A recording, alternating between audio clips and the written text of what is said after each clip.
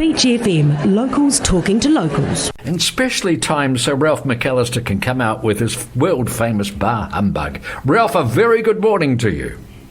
And a very good morning to you, and you'll be very pleased to know that the important day has come and gone because Liverpool won all the way over there. Wow. And of course that's better news than anything that the impeachment's going to bring to us today, I would think. Oh, that jolly impeachment, it all seems to be preordained. I shouldn't use the word ordained. It seems to be already locked in stone, and I think it's just going to make people more and more cynical about what appears to be a broken political process. However, we're not here to talk about politics. We're here to talk about much more uplifting things, and I believe I can't find the drum roll, Ralph. I'm sorry about that. I'm yet again a failure. But I believe that you have got a very special announcement to make. Well, before I do that, let me just say tomorrow at Shoreline, the wonderful National Theatre live production of Small Island by Andre Levy is shown, I think, at about midday. It's a wonderful live filmed performance of her story about people in the West Indies coming to England, in more particularly London, in the 50s. And I think it's one of the best things they've done.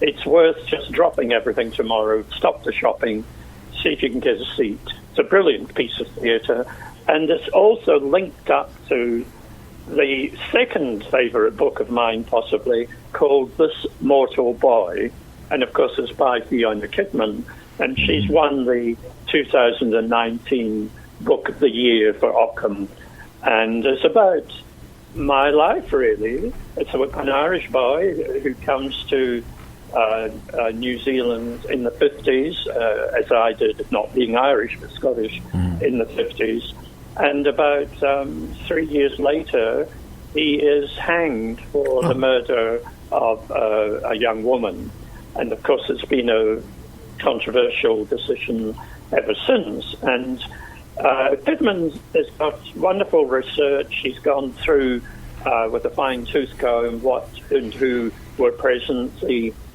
Jack Marshall and Sid Holland, the political animals of the time, the National Party, the actual bodges and witches that made the whole of New Zealand scared because of terrible behaviour in Nainai in that time, when I was actually starting to teach there. So it's a sort of documentary novel, and if you're interested in that period in New Zealand history, you'll probably find that quite compelling. But that's my runner-up. Do you want the top? Absolutely, and I still can't find the drum roll, I'm afraid. Well, I thought you might use your hammer. Don't you use a hammer to get order in your administration? Oh, I've given that up. They just ignore me anyway.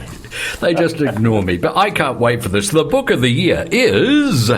It's called, and in case you don't know the name, I'll tell you about the film first. Call Me By Your Name this year. Wonderful movie. Got an Oscar nomination for the young man, Timothée Chalamet. This is a follow-up of Call Me By Your Name by Andre Aciman, and it's called Find Me. It's my book of the year because it reintroduces the people from Call Me By Your Name, but that doesn't matter. You don't need to have read the book, which was published in 2007, I think. It's Strangers on a Train. Father of Olio meets a young woman on a train between Florence and Rome, falls instantly in love with her, and that's part one. Part two is Elio, who's just going to a concert. He's now a concert pianist. He's the 15-year-old from Call Me By Your Name. He's in his mid-20s now.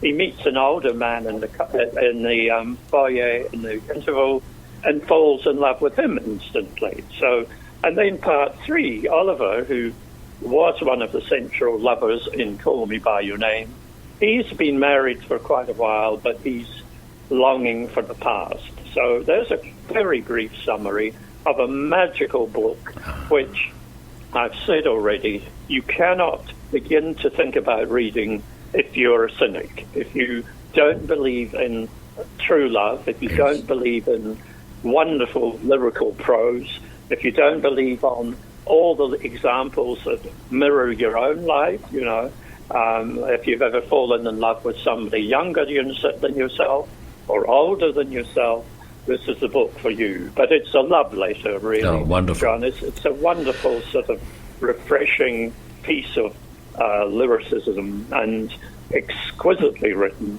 And I have given away 2 copies already. Paper Plus, I think, is almost sold out because I've been nagging them all the time and they've been listening. It's called Find Me by Andre Aciman, Aciman. And if you don't like it, just don't ring me because I'll label you immediately as somebody who doesn't have a romantic bone in your body.